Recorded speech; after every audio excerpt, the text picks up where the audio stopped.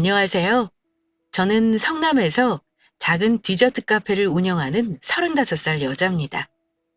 내년 봄 결혼을 앞두고 있어서 그런지 마음이 요즘 참 싱숭생숭한데요. 결혼 앞둔 사람은 누구나 그렇겠지만 불안과 기대가 섞인 묘한 그런 기분을 요즘 들어 부쩍 많이 느끼고 있어요. 미리 말씀드리자면 사실 저는 초혼이 아닙니다. 처음 결혼했던 사람과는 결혼해서 2년도 못 살고 헤어졌어요. 헤어진 이유는 전 남편에게 있었고요. 헤어지고 나면 전 남편 놈을 다시는 볼 일 없을 줄 알고 애써 생각 안 하고 살았는데 최근에 하도 황당한 일을 당한 게 있어서 이렇게 제 사연도 한번 보내봅니다. 결혼할 때는 수많은 영상 매체 속 외도나 이혼 이야기는 남의 얘기인 줄만 알았습니다. 제가 그 인간하고 끝내고 나서 가장 힘들었던 건 인간에게 배신당한 것에 대한 분노와 더불어 내가 당한 만큼 갚아주지 못했다는 분함이었습니다. 이놈의 법이 뭔지 우리나라 법은 약자의 편이 아니더라고요. 저를 속인 두 연놈에게 뺨따기 한 번 못 때린 것도 열받고 주변에 알리면 명예훼손이라기에 얼굴 못 들고 다니게 하지 못한 것도 열받더군요. 나는 가정이라는 울타리가 깨졌는데 바람 피운 두 연놈만 행복해도 되는 건지 너무너무 억울하고 슬픈 마음에 이혼하고 나서도 한동안 힘들기도 했고요. 최근에 온라인에서 핫했던 여러 가지 상간녀 복수 얘기들을 보면서 내 얘기도 한번 알려볼까 고민했지만 그때마다 든 생각은 그런다고 지금 달라지는 게 있을까 하는 것이었습니다. 그러다 이렇게 생각을 바꾸게 된 건 달라질 건 없더라도 등신 같은 남편이나 여우짓한 상간녀의 파렴치한 행동을 얘기할 길이 없을 거라는 이유 때문입니다.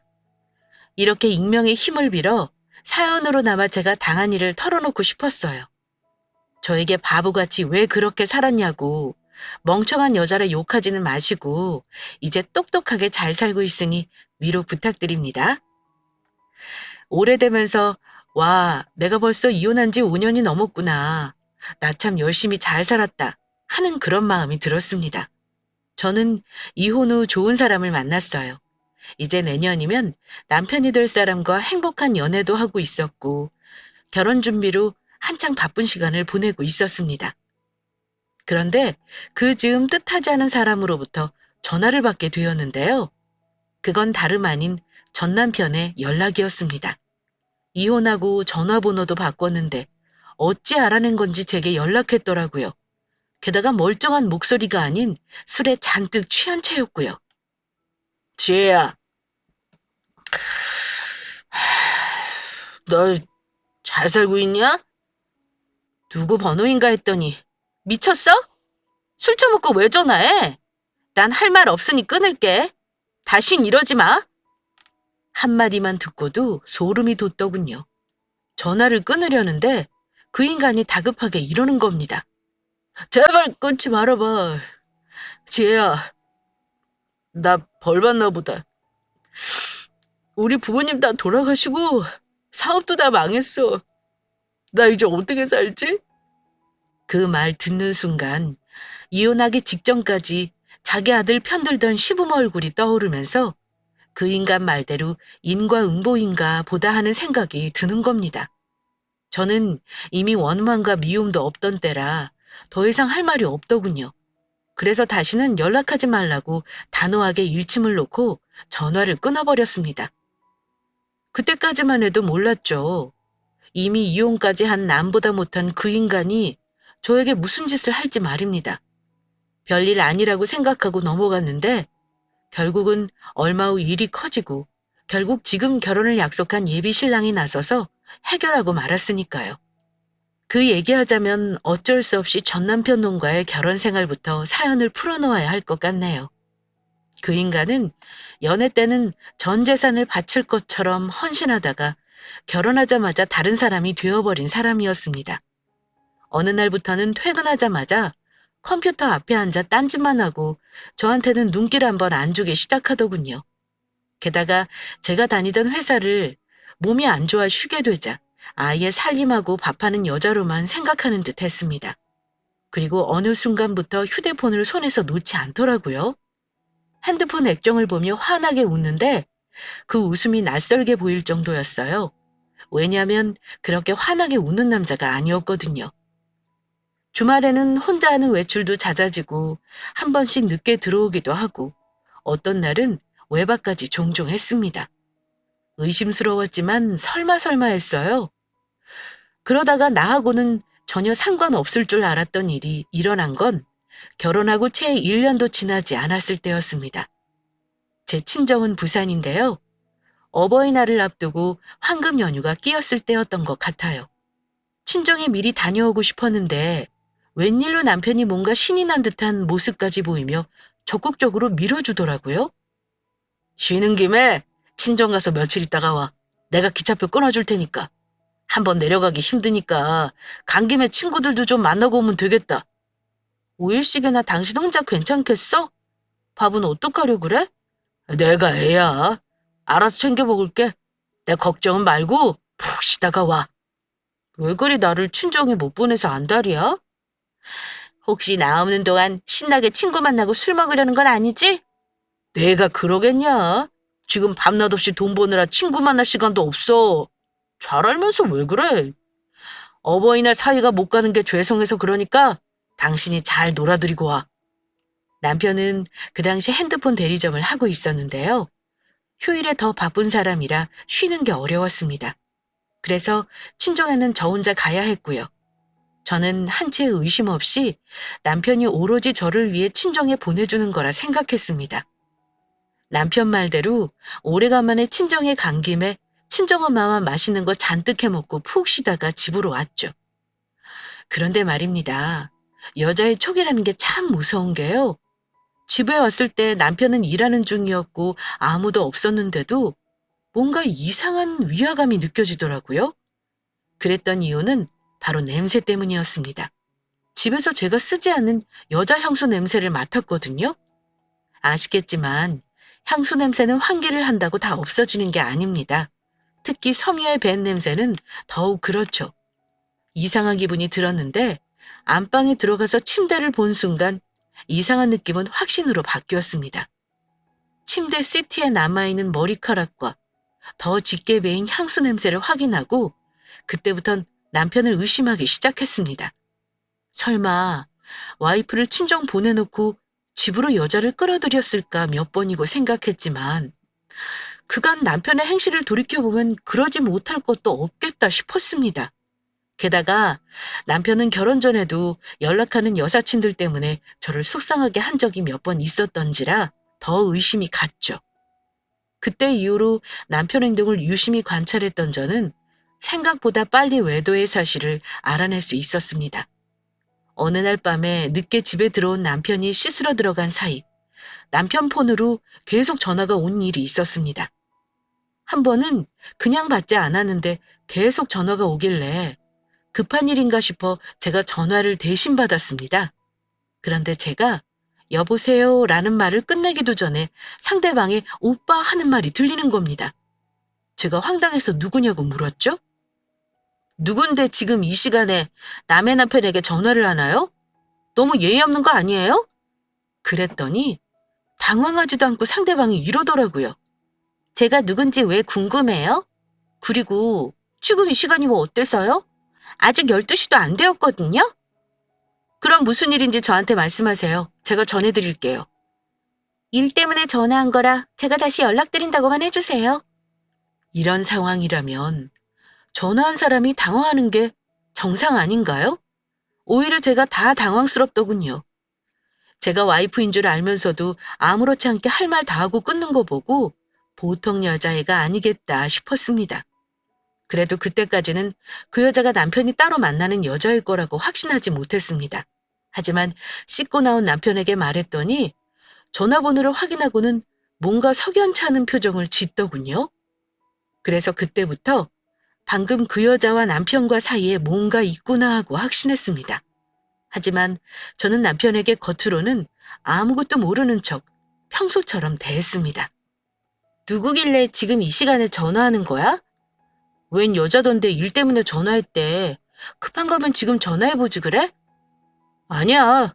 가게 아르바이트생인데 급여 때문에 전화한 것 같아. 내일 출근해서 말해도 되니까 신경 쓰지 마. 남편은 얼버무리며 말했고 그냥 넘어가는 척 해줬습니다. 그날 저는 잠 한숨을 못 자고 인터넷을 뒤져가며 남편 외도 증거 잡아내는 법을 밤새 검색했고 얼마 뒤 남편이 자는 틈을 타 핸드폰을 뒤져봤습니다. 전화를 보고 문자를 뒤져봤는데 별다른 건 없더라고요. 그런데 아니나 다를까 처음 보는 메신저 어플에 웬 여자와 대화를 했더라고요. 내용을 거슬러 올라가니 둘이 여행은 물론 제가 친정에 간 사이 집에도 끌어들였던 게 맞았고요. 몸이 덜덜 떨릴 정도였어요. 너무 화가 나서 눈물이 줄줄 흐르는데 우는 소리에 남편이 깰까 싶어 화장실로 들어가 울면서도 내용을 끝까지 읽었습니다. 그 와중에 남편이 그 여자에게 글을 보낸 것 중 이 말이 내 가슴을 무너지게 만들었습니다. 내 와이프는 처음부터 사랑하지 않았어. 그냥 조건 맞춰 적당히 결혼한 거지. 하지만 넌 달라. 시간을 돌린다면 결혼은 사랑하는 너랑 했을 거야. 저는 다른 건 다 참아도 다른 여자를 마음에 품은 남자랑은 결혼 생활을 할 자신이 없었습니다. 전 한참을 화장실에 숨죽여 울다 상대 여자의 휴대폰 번호를 저장하고 뜬 눈으로 밤을 새우고 다음날 아무렇지 않게 남편을 출근시켰어요. 그리고 상간녀에게 전화해 물어봤죠. 물론 통화 내용은 녹음했고요. 김정은 알죠? 그 남자 와이프 되는 사람인데요. 내 목소리 기억하죠? 하고 제가 먼저 물었더니 한참 있다가 대답하더라고요. 그런데 그 여자의 목소리가 새삼 너무 어리게 느껴지더라고요. 몇 살이냐 물었더니 24살이라더군요. 기가 막혔습니다. 10살도 더 차이 나는 어린 년이랑 뭐 하는 것인지. 우리 남편 어떻게 만난 거예요? 유부남인 건 몰랐어요? 하고 물었는데 알고 있었어요. 처음에 아르바이트 하려고 면접 볼 때부터 알고 있었고요. 같이 일하는데 너무 다정하고 잘해줘서 마음을 안 주려고 했는데 이렇게 돼버렸네요. 이렇게 당당히 대답하길래 하도 기가 막혀서 그랬습니다. 유부남인 거 알고 나서도 만났다는 거네요? 어떻게 그럴 수가 있어요? 옛날 같으면 간통죄로 고소당할 수 있다는 거 몰라요? 마음 다 잡아도 쉽지 않았어요. 사장님은 그쪽 사랑하지 않는데요. 저만 사랑한다 했다고요. 그냥 그쪽이 이혼해주면 모든 게 해결되는 거 아닌가요? 이혼해 주세요. 이렇게 된 건 저도 사과드릴게요. 하며 울먹거리더라고요. 주객이 전도된 상황이랄까요? 분노를 쏟아내며 울고 싶은 건 난데 말이죠. 일단 남편 오면 얘기하겠다 하고 끊었어요. 그날 집에 들어온 남편은 얼굴이 굳어 있었습니다. 그 얼굴을 보아하니 그 여자랑 나랑 전화했던 걸 알았을 거라 생각했습니다. 그런데 그 인간이 다짜고짜 하는 말이 뭔 줄 아세요? 저보다 선수 쳐서 이혼하자 그러더군요. 당신이 원하는 대로 해줄게. 우리 그냥 이혼하자. 뭐? 잘못은 네가 해놓고 감히 이혼하자는 말을 먼저 꺼내는 거야?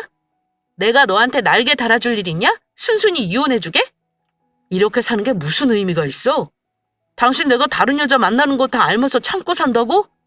말도 안 되는 소리 하지 마라. 위자료 내놔. 그럼 당신 말대로 이혼해줄게.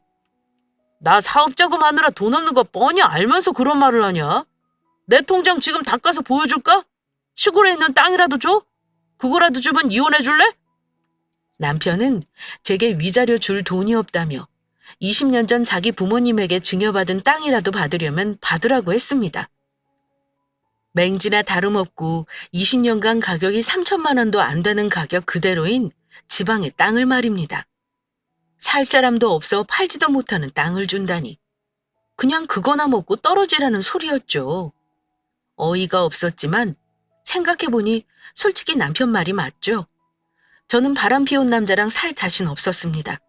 그런데 억울하고 너무 분했어요.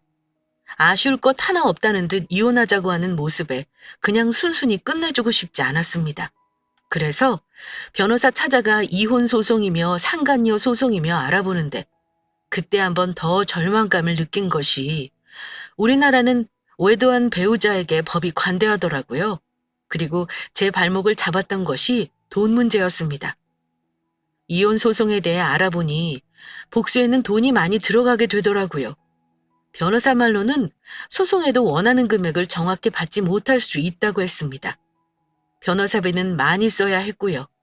물론 승소하면 소송 비용을 받아낼 수 있다지만 시간과 비용이 너무 부담스러웠습니다. 그때 저는 직장도 다니지 않은 상태였고 결혼하면서 모아놓은 돈을 다 써버려 수중에 겨우 비상금 1,000만 원 남짓 갖고 있던 재산 전부였습니다. 저는 복수라는 게 피해자인 저까지 미쳐버리게 할 수 있다는 것을 느꼈습니다. 남편 놈 바람 피운 거 알고 나서부터 제대로 잔 날이 없을 정도로 스트레스를 받았던 저는 문득 이런 생각이 들었습니다. 이렇게 분노하고 악을 써봤자 내 삶을 갉아먹을 뿐이라는 생각이요. 그 둘에게 복수하고 이혼한다고 해서 내 삶이 얼마나 더 나아지겠나 하는 생각도 들었고요. 차라리 그럴 시간에 나에게 투자하고 내 삶을 업그레이드 시킬 방법을 찾는 게 낫겠다 싶었습니다. 이러한 생각들 끝에 저는 그냥 분노를 놔줬습니다. 정말 저 자신을 위한다면 제가 보란 듯이 행복해져야겠다 생각했습니다. 진정한 복수는 내가 전 남편이 없어도 잘 사는 모습을 보여주는 거라는 결심을 했죠. 모든 사랑에는 유효기간이 있는 법이잖아요.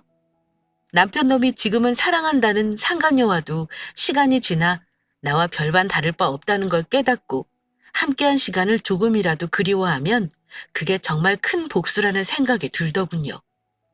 그래서 저는 이혼 소송은 포기하고 상간녀 소송만 하기로 했습니다. 비상금의 절반이 날아갔지만 그거라도 안 하면 제 속이 다 타버릴 것 같아서요. 남편이 모아놓은 돈이 많이 없다는 것도 알고 있었기 때문에 저는 남편이 말을 꺼냈던 시골 땅을 받기로 했습니다. 저는 그렇게 남편과 2년도 채우지 못한 결혼 생활을 끝냈습니다. 합의 이혼했고 아이가 없어서 이혼은 굉장히 빨랐어요. 불행 중 다행이라면 제가 결혼할 때 보탠 돈과 집에 들어간 보증금 깔끔히 정리했고 위자료 대신 남편 시골 땅 등기 이전하는 걸로 마무리 지었다는 거네요. 상간녀 소송은 1년 5개월 만에 끝났는데 제가 승소하자마자 위자료 1,000만 원 상간녀로부터 칼같이 입금받았네요. 누가 보면 여자가 더 손해본 이혼이라 할 수도 있겠지만요. 그 당시 저에겐 최선이었습니다. 이혼하고 나서 한동안은 멍하게 지냈던 것 같아요. 친정집인 부산으로 다시 내려가 부모님과 한동안 같이 살았습니다. 제 부모님은 딱히 별 말씀 없으셨고요. 괜찮냐고만 물어보셨는데 어느 날 친정엄마가 밤에 누워있는 제 옆에서 말없이 흐느끼시는 거 보고 제가 참 부모님 가슴에 대못을 박았구나 싶었습니다. 그 후 1년은 참 힘들었던 것 같아요.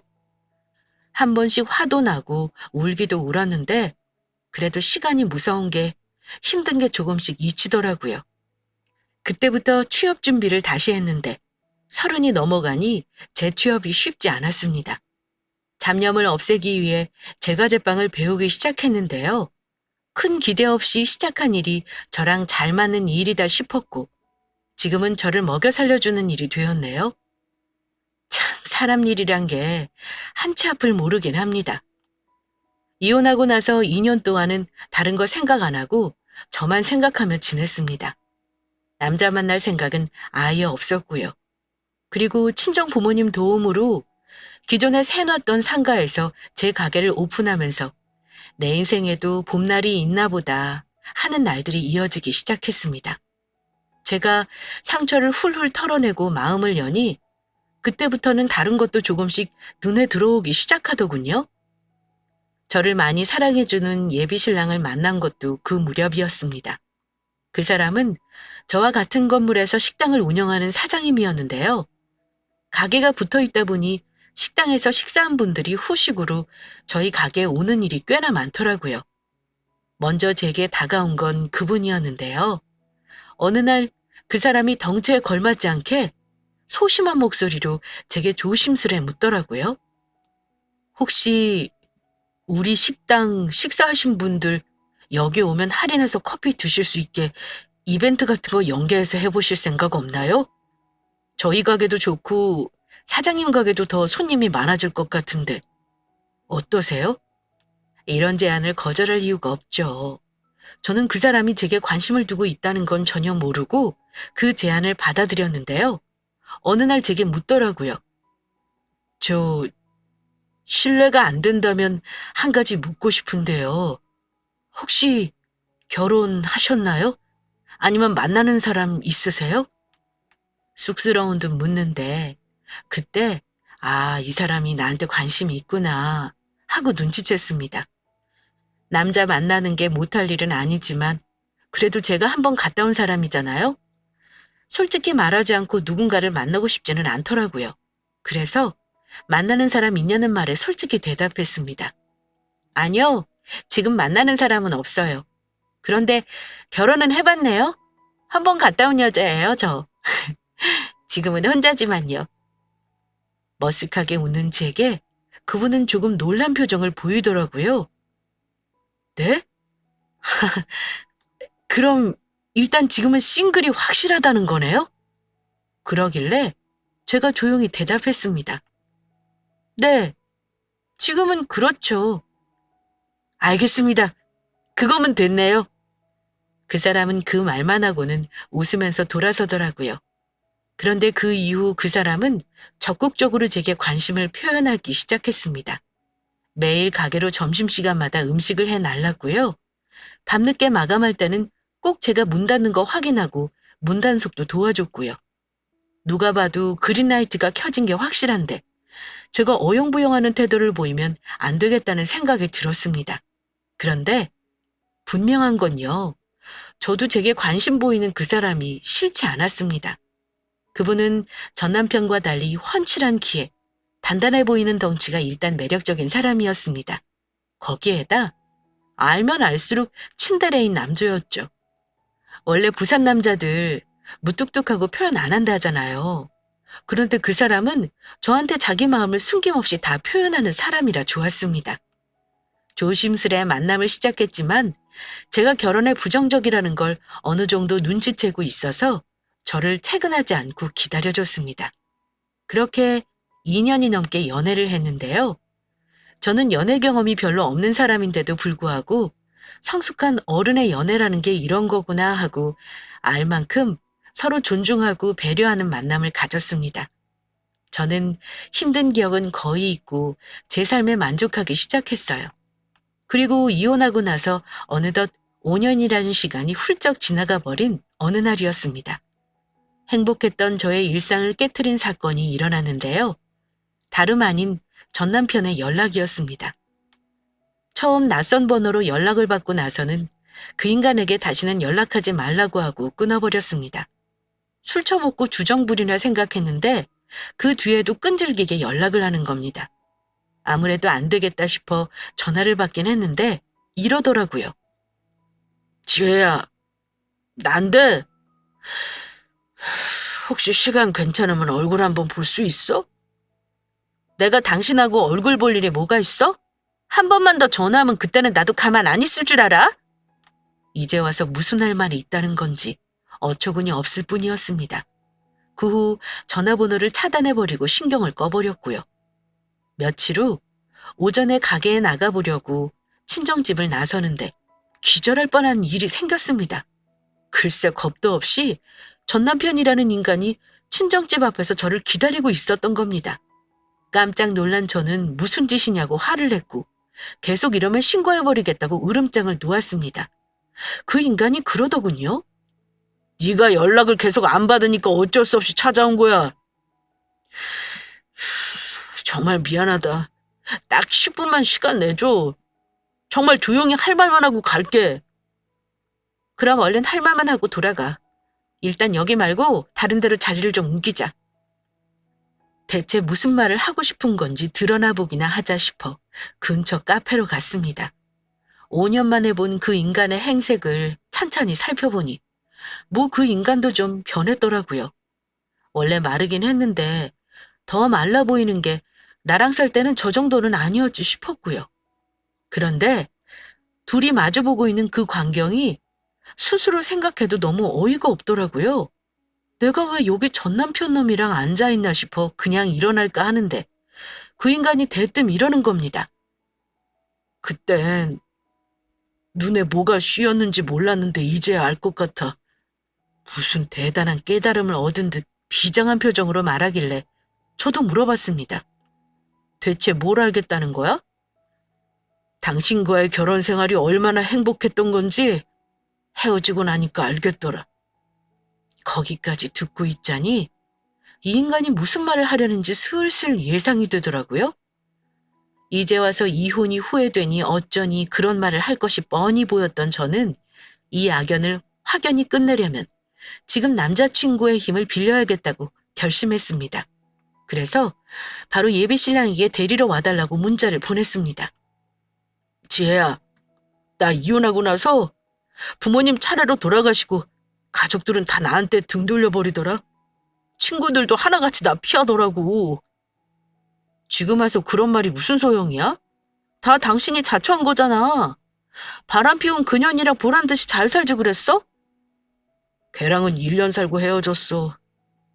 처음에는 잘 맞는 줄 알았는데 나이 차이가 워낙 많잖냐. 걔가 나랑 결혼한 것도 알고 보니 나 돈 많은 줄 알고 접근한 거더라. 진짜 나쁜 년이야.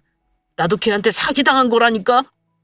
듣자 하니 그 동네 불륜 커플이라고 소문이 나는 바람에 남편 사업까지 접게 되었다고 하더군요.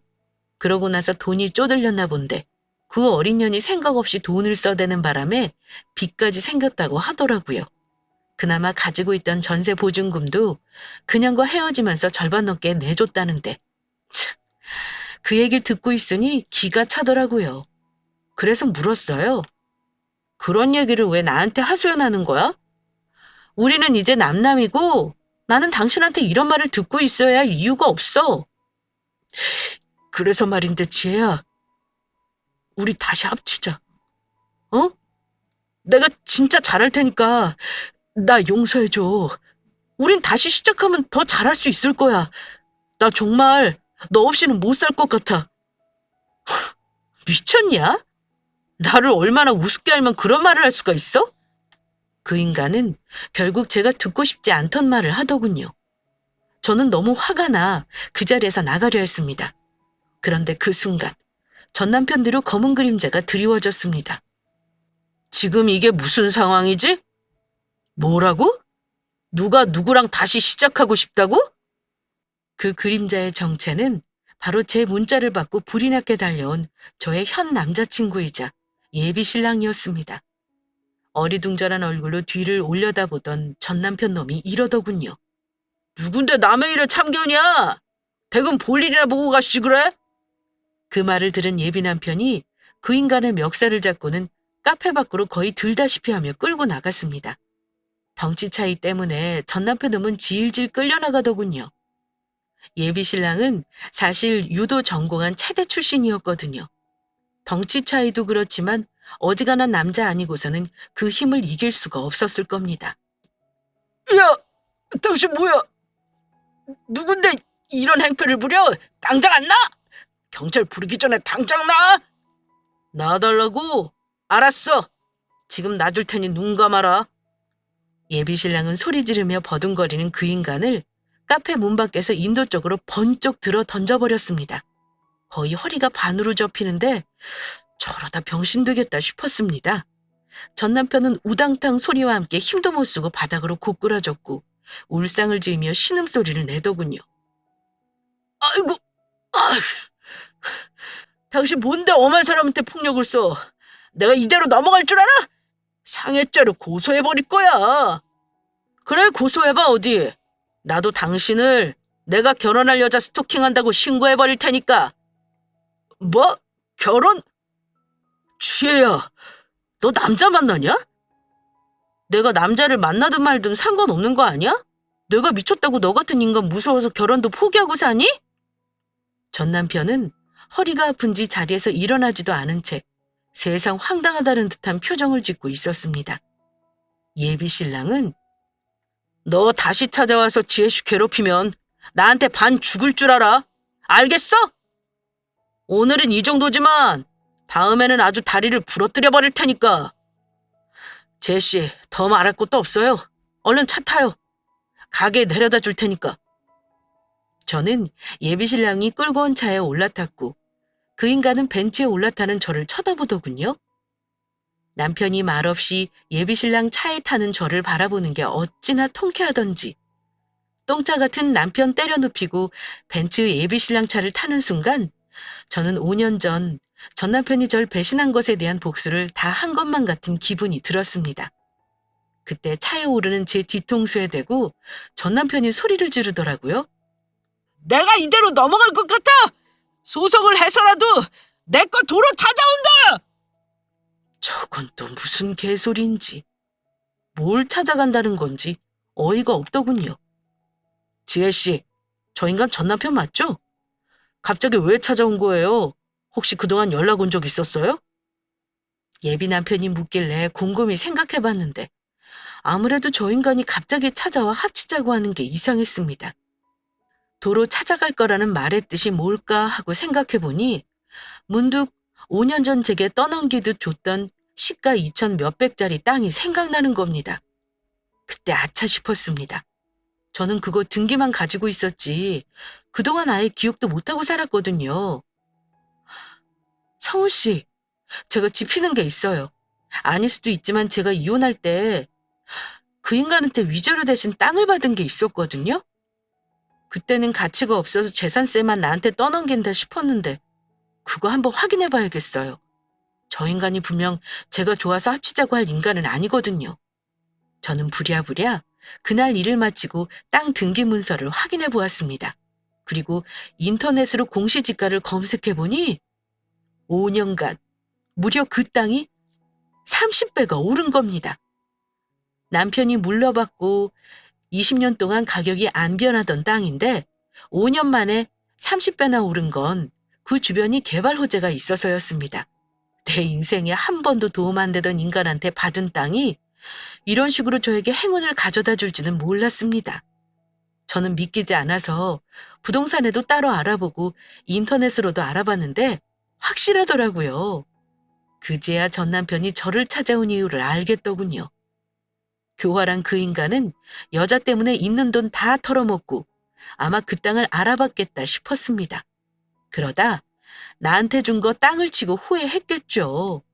나름 머리 굴리다가 생각한 것이 아마 저한테 굽히고 빌어서 다시 합치고 나면 자기 걸로 만들려고 했던 것 같습니다. 예비 남편은 자초지종을 듣고는 분노했습니다. 그 인간 내 눈에 한 번만 더 나타나면 내가 감옥 가는 한이 있어도 반 죽여놔야겠네요. 지혜씨 위험하니까 당분간 나랑 출퇴근 같이 해요. 저도 그 사람 아니었으면 땅이 이렇게 오른 것도 몰랐겠어요. 이혼할 때 어떻게든 팔려고 했는데 살려는 사람도 없었던 땅이거든요. 그 이후 거짓말처럼 전 남편 놈은 연락이 없었고 찾아오는 일도 없었습니다. 그런데 엉뚱하게도 2달 후 저희 집으로 소장이 하나 날라왔습니다. 어처구니 없게도 원고는 전 남편이었고 증여재산 취소를 청구하는 소송이었습니다. 소장을 받아보고 나서야 내 생각이 맞았구나 확실히 알겠더라고요. 전 남편은 역시나 이혼 직전 제게 증여한 그 땅을 욕심낸 거였습니다. 예비 남편이 허리 반 접어준 걸로 그냥 넘어가려 했는데 이젠 제가 그냥 못 넘어가겠더라고요. 그래서 바로 소장 들고 변호사 사무실 찾아가 상담했습니다. 제 사정을 듣더니 변호사 사무실에서는 황당하다고 하더라고요. 이건 1심이고 뭐고 바로 기각될걸요? 법적으로 고객님이 그 땅 받은 거 아무런 문제 없어요. 전 남편이 착수구만 받으려는 양아치 변호사한테 당했어. 소송 대행해드릴 수는 있지만 저희 쪽에서도 돈 안 되는 사건이네요. 답변서 접수해봤자 이건 조정도 안 나옵니다. 남편분 건 그냥 기각이에요, 기각. 종종 빚이 많으면 배우자한테 재산 증여하고 위장이 이혼하는 경우가 있긴 하거든요. 그런데 고객님은 그런 경우에 해당하는 것도 아니고요. 걱정 안 하셔도 됩니다. 제가 증여받은 재산은 이미 위자료 명목으로 받은 땅이고 법적으로 증여 과정에서 아무런 문제가 없었습니다. 저는 남편의 소장에 최대한 자세한 답변서를 제출했습니다. 결과는 변호사 말이 맞더라고요. 전 남편이 야심차게 제기한 소송은 1심에서 이유 없음으로 기각되고 말았습니다. 결과를 확인하는데 웃음만 나오더라고요. 아마 전 남편은 울고 있었겠죠. 불쌍한 척했는데 실패했으니 법의 이름이라도 빌어 빼앗고 싶었을 텐데 그마저 뜻대로 안 돼서 얼마나 열이 받겠어요? 안 봐도 뻔했습니다. 그래도 제가 결혼할 사람에게 당한 게 있어 함부로 찾아오지 않을 거라 생각했습니다. 제 예상대로 그 인간은 다시 찾아오지는 않았는데요. 소송 이후 저한테 전화를 한 번 하기는 했습니다. 처음 보는 번호라 무신고 받았는데 그 인간이더라고요. 거의 다 죽어가는 듯한 목소리로 한다는 말이 이랬습니다. 지혜야, 나 정말 살기 힘들어서 그래.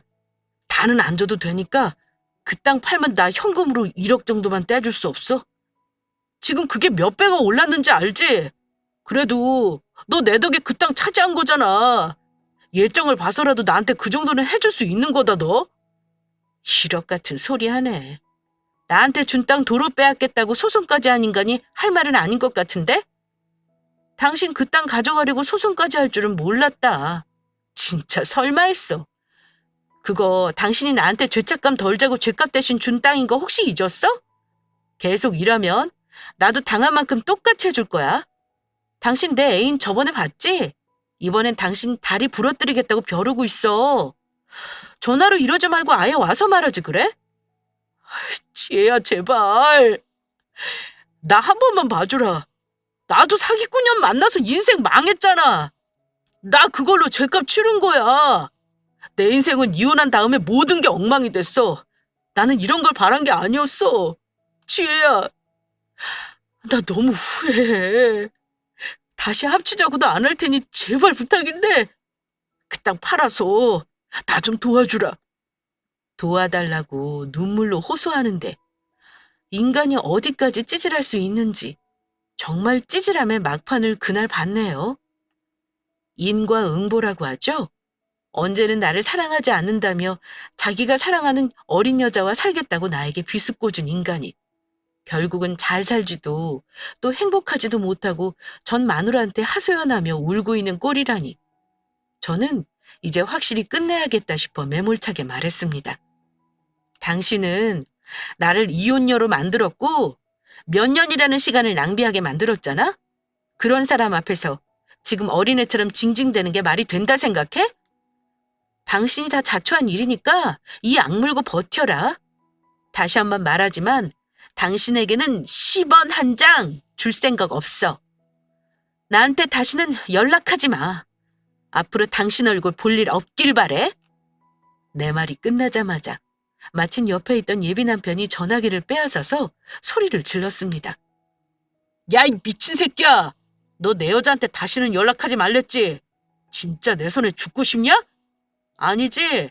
아예 지금 결판 내자. 내가 너 있는 대로 갈게. 주소 찍어라. 지금 당장 가게. 몇 분 동안 실랑이가 이어지고 통화를 마친 예비 남편이 그러더군요. 이제 그놈 연락 못할 거예요. 내가 살다 저렇게 찌질하고 못난 인간은 또 처음이네. 혹시 또 연락 오면 그때는 진짜 경찰의 힘을 빌려야지 별 수 없네요. 미안해요. 저 때문에 별꼴 다 보고 정말 제가 창피하네요. 그런 말 말아요. 이런 거 제가 아니면 누가 해결해 주겠어요? 이제 그런 인간은 잊어버리고 우리 행복하게 살 앞날만 걱정하자고요. 자기 일처럼 씩씩대며 저의 일을 해결해 주는 그 사람이 참 멋있어 보였습니다. 그리고 고마웠어요. 솔직히 좋아하는 여자 전 남편이 찾아와 저런 행패 부리고 못 볼 꼴 다 봤는데 불쾌하지 않을 남자가 어디 있겠어요? 하지만 그 사람은 자기 질투나 불쾌함보다 저를 먼저 생각해주는 사람이었습니다. 이런 사람이라면 제 인생을 다시 한번 맡겨봐도 괜찮겠다 싶었습니다. 그래서 결국은 이렇게 좋은 사람과 결혼을 앞두게 되었고요. 솔직히 말하면요. 언젠가 한 번쯤은 후회로 물든 전 남편 놈의 얼굴을 보고 싶긴 했습니다. 이런 일로 보게 될 줄은 정말 몰랐지만 이혼하고 나서 난 힘든데 전 남편과 상간녀의 행복한 모습 따윈 정말 보고 싶지 않았거든요. 그런데 막상 그 모습을 보니 통쾌하면서도 씁쓸하더군요. 조강지쳐 버리면 벌 받는다는 옛말이 정말 맞기는 한가 봅니다. 아무튼 다시는 얼굴을 볼 일도 소식을 들을 일도 없었으면 좋겠다 싶었습니다. 그리고 저는 내년 봄 결혼 준비 열심히 하고 있어요. 전 남편에게 받은 땅은 팔아버렸습니다. 부모님 일부 드리고 아직은 현금으로 두둑하게 갖고 있어요. 저보다 5살이 많은 예비 남편은 이미 집도 있고 차도 있고 능력 있는 사람이라 처음 결혼할 때처럼 제가 신경 써서 준비할 것도 없네요. 예비 시부모님 뵐 때 저 싫어하실까 봐 걱정 많이 했는데 그런 걱정은 기우였습니다. 고음 같은 아들 노총각 면하게 해줘서 고맙다고 얼마나 좋아하시던지 이런 사람과 가족의 인연을 맺으려고 이렇게 돌아왔나 싶어요. 저는 이제 지난 일은 다 묻어두고 행복하게 살려고 합니다. 살다 보면 좋은 일만 있지는 않겠지만 앞으로 내 인생에 이보다 더 나쁜 일은 이제 없을 듯 싶기도 합니다. 제 사연은 여기까지 들려드리겠습니다. 다들 재미있게 들어주셨나요? 앞으로 잘 살라고 축복의 말씀 한마디 부탁드릴게요. 큰 힘이 될 것 같습니다. 환절기에 다들 건강 조심하시기 바랍니다. 긴 시간 동안 들어주셔서 감사합니다.